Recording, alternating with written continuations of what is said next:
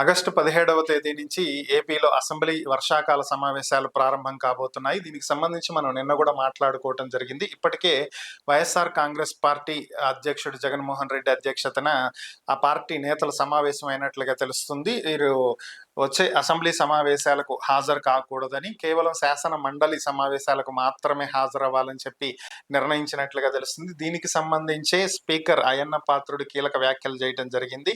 ఎమ్మెల్యేలు కేవలం వచ్చి సంతకాలు పెట్టెళ్తే వచ్చినట్టు కాదని, హాజరు కింద పరిగణించమని, ప్రజలు మిమ్మల్ని ఎమ్మెల్యేలుగా ఎన్నుకున్నది ప్రజా సమస్యలను అసెంబ్లీలో చర్చించటానికని, ప్రభుత్వం దృష్టికి తీసుకురావటానికని, వారి సమస్యలను ప్రభుత్వాన్ని ముందు పెట్టి ప్రభుత్వాన్ని నిలదీయటానికి మీకు ఆ పదవిని ప్రజలు కట్టబెట్టారని, దీన్ని దుర్వినియోగం చేయొద్దని, అసెంబ్లీకి రాకుండా జీతాలు తీసుకోవటం సరైనటువంటి విధానం కాదు అని చెప్పి ఆయన వ్యాఖ్యానించడం జరిగింది. ఇక నుంచి అసెంబ్లీలో ప్రతి ఎమ్మెల్యే సీటు దగ్గర ఒక కెమెరా పెట్టడం జరుగుతుందని, ఆ వీడియో రికార్డింగ్ లో పర్సన్ ఉంటేనే అటెండెన్స్ వేయటం జరుగుతుందని, లేదంటే హాజరు కాలేదని చెప్పి నిర్ణయిస్తామని కూడా ఆయన వ్యాఖ్యానించారు.